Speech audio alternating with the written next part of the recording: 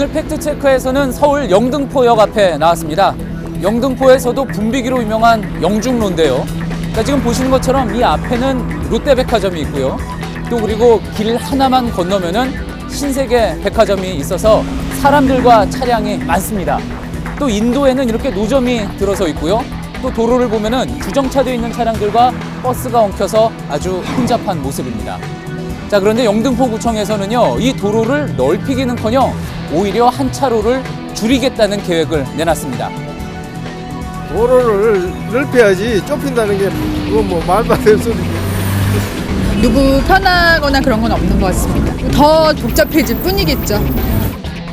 도로폭을 줄여 교통량을 줄이겠다는 계획, 과연 가능할지 잠시 후 스튜디오에서 자세히 짚어보도록 하겠습니다.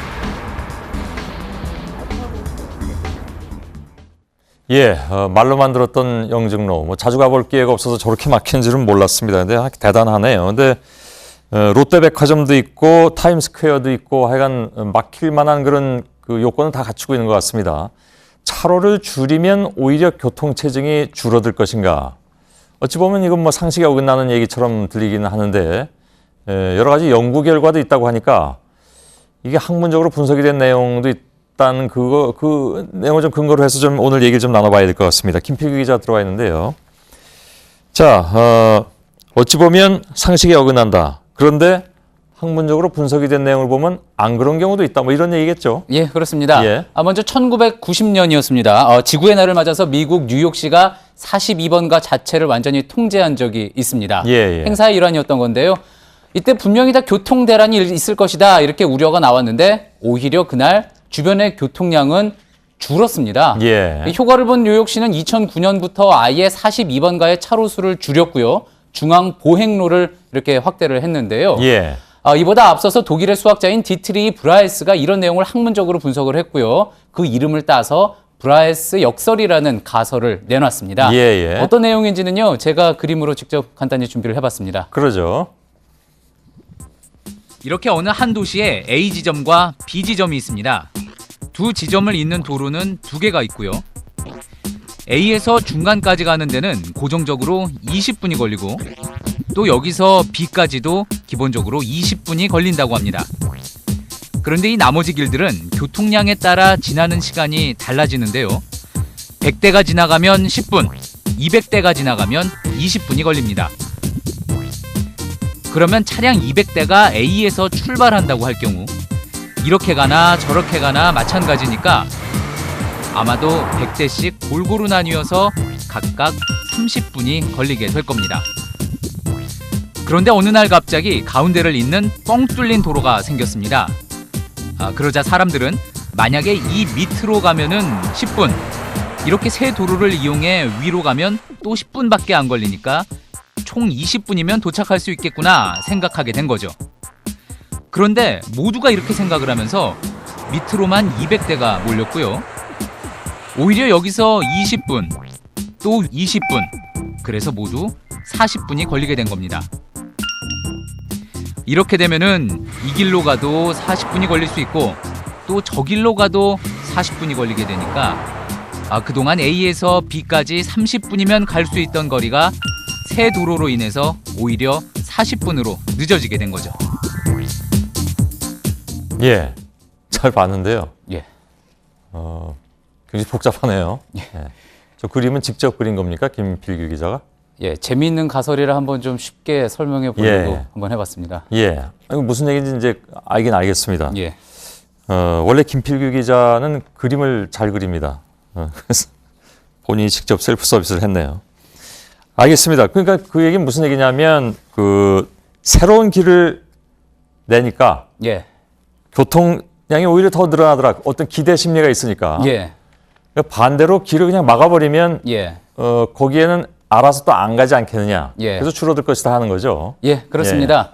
보통 이제 또 설 연휴 때 보면은 뭐 추석이나 설 연휴 때 보면은 고속도로 진입로를 막아서요. 또 이 지름길을 이용하지 못하게 하지 않습니까? 이런 것도 어떻게 보면은 다 이 브라이스 가설을 적용한 사례라고 볼 수가 있는데요. 예. 영등포구청 역시 지금 이 편도 3차로인 영중로를요, 2차로로 줄이면은 주변으로 교통량이 분산이 돼서 오히려 교통체증이 커지지 않을 거다 이렇게 전망을 하고 있는 겁니다.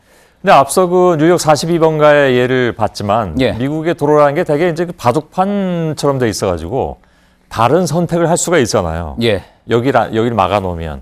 근데 그 우리는 아무래도 그 길 상황이 다른데 똑같이 적용할 수 있느냐 하는 의문도 생기네요. 예, 그렇습니다. 그 이와 관련해서는요, 미국의 나건이 교수라고 있는데 이 연구를 심층적으로 진행을 했습니다. 이름이 이분은 나건인가요? 예, A 나건입니다. 예, 예. 발음은 조금 다를 수 있지만 예. 어떤 이야기를 했느냐 하면은요, 원래 이 혼잡했던 지역에서는 교통량이 늘어나게 될 경우 브라이스 역설이 오히려 사라질 수 있다라고 분석을 한 겁니다. 예. 그러니까 다시 말해서 우리나라의 영중로처럼 너무 막히는 곳은 이 브라이스 역설이 소용이 없을 수 있다라는 건데요.